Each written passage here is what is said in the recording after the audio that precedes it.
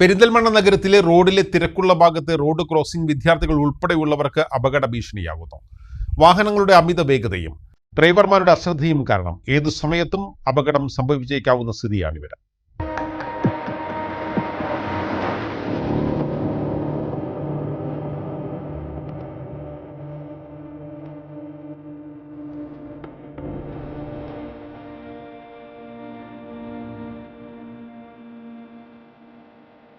കോഴിക്കോട് പാലക്കാട് ദേശീയപാതയിൽ പെരിന്തൽമണ്ണ ഡിവൈഎസ്പി ഓഫീസിന് സമീപത്താണ് റോഡിൽ അപകടങ്ങൾ പതിയിരിക്കുന്നത്.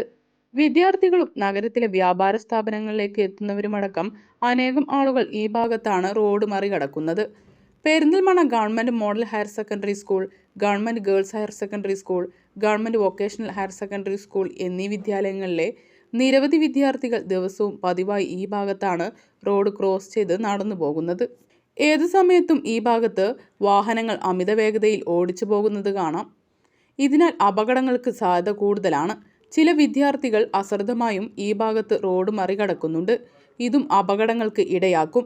അപകടങ്ങൾ പതിയിരിക്കുന്ന ഈ ഭാഗത്ത് സീബ്ര ലൈൻ ഇടാനും അപകട സൂചനാ ബോർഡുകൾ സ്ഥാപിക്കാനും അധികൃതർ തയ്യാറായിട്ടില്ല. എല്ലാ നേത്രരോഗ ചികിത്സാ സൗകര്യങ്ങളും വിദഗ്ധരായ ഡോക്ടർമാരുടെ മേൽനോട്ടത്തിൽ. Al Salama eye hospital, hospital road, Perinthalmanna.